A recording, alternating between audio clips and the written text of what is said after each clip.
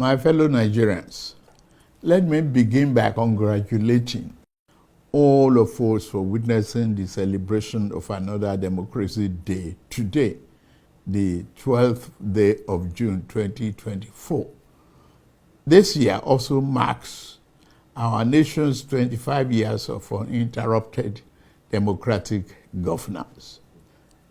On this day, 31 years ago, we entered our rites of passage to becoming a true and enduring democratic society.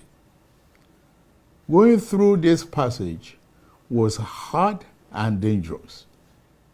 During the fateful 6 years that followed, we fought and struggled for our natural rights as human beings, put on this earth by the divine hand of our Creator.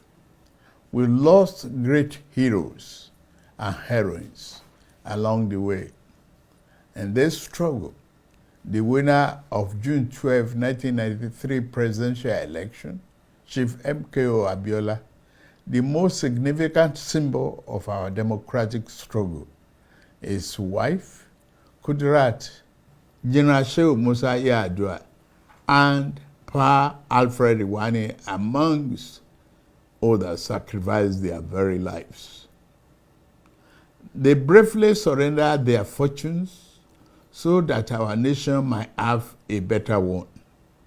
Let us honor the memories of Chief Anthony Enahoro, Chief Abraham Adesanya, Commodore Dan Sulaiman, Chief Athon Wanko, Chief Chukwuemeka Ezeibe, Admiral Ndibusi Kanu, Chief Frank Kokori, Chief Bola Ige, Chief Adekunle Ajasin, Chief Gani Udaudu, Chief Ayo Fasanmi, Chief Gani Fawemi, Chief Olabi Idrojaye, Dr. Beko Ransom Kuti, Chima Ubani, and others who have transited to higher realm. The sacrifices of General Alani Akinriyade, Professor Bolaji Akinyemi, Professor Wole Soyinka, Chief Rab Obioha, Chief Colonel Adebayo, among many others, should never be forgotten. For at least 6 years, they bore the pain and difficulties of life in exile. While the exiled pro-democracy activists kept the fire burning, their comrades at home sustained the pressure on military leadership. Among the latter are Olisa Agbakoba, Femi Falana, Abdul Oro, Senator Shehu Sani, Governor Ubasani, Chief Olufalaye, and other National Democratic Coalition leaders such as Chief Ayo Adebanjo and Chief Ayo Okpadokun. The sacrifices they made and the precious gift brought about by their selfless devotion can never be repaid nor forgotten. We could not have won the battle against dictatorship without the irrepressible Nigerian journalists who mounted the barricades along with the pro-democracy activists. We celebrate them today, along with their media establishments, such as The Punch, The Guardian, National Concord, Tribune, The News and Tempo, and Tel magazines. The undemocratic government of the day proscribed these media establishments and jailed their journalists for standing for free speech and civil liberties and the sanctity of the June 12 elections. Despite the leather might of the authoritarian government, what appeared to be high and unyielding walls of dictatorship came tumbling down. The dismal fortress exists no longer. The power of an idea, the power of the people proved more potent than all the guns, the munitions, and the threat of the strong men. The nation exited the yoke of dictatorship in 1999 to become the most populous democracy on African soil, the beacon of democratic self-determination for the black race and one of the largest democracies in the world. This change stands as a pivotal moment in human history.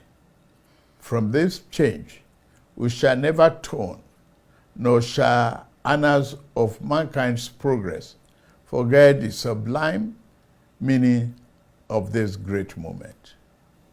Today, 25 years later, we celebrate the silver anniversary of our journey in democracy. We have studied the course. Democracy is neither a foreign nor abstract concept devoid of real-life meaning for us. Neither can we afford to reduce or minimize it to being nothing but the mere holding of periodic elections where one candidate and party outdo another. While elections attract democratic attention, they are but one aspect of democracy. Democracy is a way of life that encompasses a broad outlook of which elections are but a part. As such, a nation can have elections without being democratic, but a nation cannot be truly democratic without holding elections. That we have established a tradition of holding transparent, open, and fair elections gives credence to our democratic standing. That we have experienced peaceful transitions of government affirms our democratic temperament. Fellow Nigerians, true democracy shined its light on the daily lives of the people who live under its nurturing wings.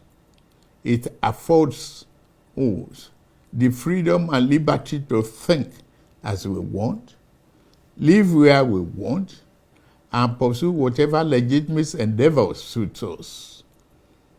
Democracy does not assume some false or forced unity of opinion. In fact, democracy assumes that conflicting ideas and differing opinions shall be the order of the day, given the diversity and variety of the human experience. There must be diverse perspectives and viewpoints. What democracy demands is that we do not resolve differences through force and repression, but to make allowance for the legitimacy of views that differ from our own. The other forms of government imposed against the will of the people. Democracy aims to make leaders who conduct themselves as servants of the common good, not as viceroys of the narrow interests of the might. My dear compatriots, Nigeria faced the decision of untold gravity 25 years ago, whether to veer towards better destination or continue aimlessly in fog of dictatorship. We made the right choice then. We must continue with that choice now. As Nigerians, we must remind ourselves that no matter how complicated democracy may be, it is the best form of governance in the long run. We must also be aware that there are those among us who will try to exploit current challenges to undermine, if not destroy, this democracy for which so much has already been given. This is the great battle of our day and the major reason we specially celebrate this day as Democracy Day. The true meaning of the day is not to focus solely on the great deeds of the past that have brought us to this point. Yes, we pay eternal honor to those who laid down their lives, sacrificing everything to pave the way for the nation. I stand uniquely placed in this regard, and I was among those who took the risk to midwife the birth of our democracy. I am now a direct and obvious beneficiary of the fruit of those historic efforts. As a president of this nation, I am morally and constitutionally bound to preserve this precious form of governance. I vow to do my utmost best to protect your rights, freedom, and liberty as citizens of Nigeria. Even more than that, I pledge to do whatever is necessary to cement democracy as our way of life.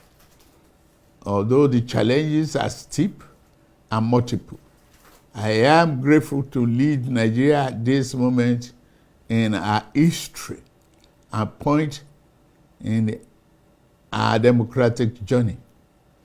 I come before you also to declare that our most important work remains before us. The real test has never been whether we will rise to the challenge, the sling of misfortune and grievous pains of dictatorship. The real test is whether we shall lower our guns and fail to defend democracy as the shadow of despotism and its evident physical danger fade. I say to you here and now that as we celebrate the enshrinement of our political democracy, let us commit ourselves to the fulfillment of equally important counterpart, the realization of our economic democracy. I understand the economic difficulties we face as a nation right now. Our economy has been in desperate need of reform for decades. It has been unbalanced because it was built on the flawed foundations and over-reliance on revenue from exploitation of oil.